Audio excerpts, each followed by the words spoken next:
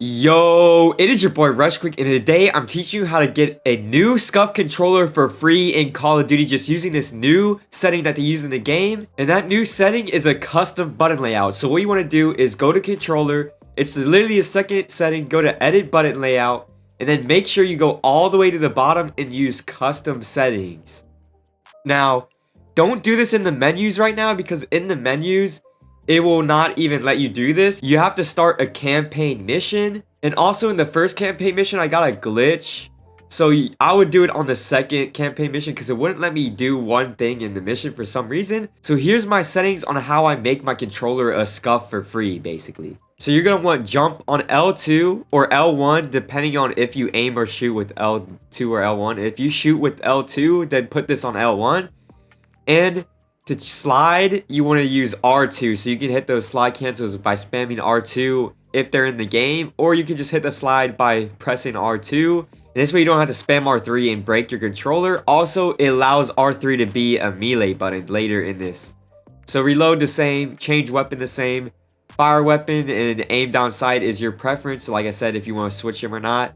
Lethal weapon, this is the only bad thing. You have to throw nades and stuns with X and circle. So what I do to throw lethals and stuns, I usually just switch to claw for just only throwing the stun. Like if I need to throw a stun, I'll switch claw real quick and that'll make me be able to aim my nades perfectly and everything. If you don't know what claw is, it's when you use your index to press the face buttons like X, circle, square, and triangle, and then you shoot with your ring finger. For sprint, I have it at L3, and for melee, I have it at R3.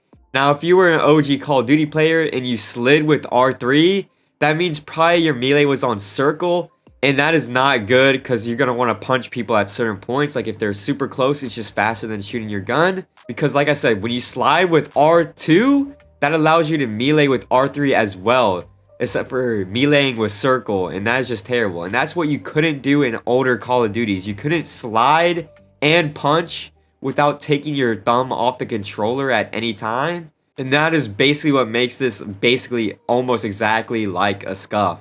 The only difference is you might have to switch to claw to throw tacticals and stuns, but those are way less important than all those other three actions. Now pinging's the same, dropping backpacks the same. Now select fire and weapon inspect still the same, and kill streaks are still the same. You wouldn't want to change those. And that, my bros, is how you basically have a free SCUF. So now I'm sliding with or dolphin diving with R2, and I can also slide with R2 and just slide around in a middle gunfight, jump with L2, never have to take my hands off my controller. And like I said, the only reason I would have to take off my hand off the controller is if I have to throw a stun or X, but literally I'm switching to claw while I do that. And it's actually, once you get used to it, you can switch to claw and look how accurate I am with it. And I'm holding the nade like I'm basically still playing like I have a SCUF.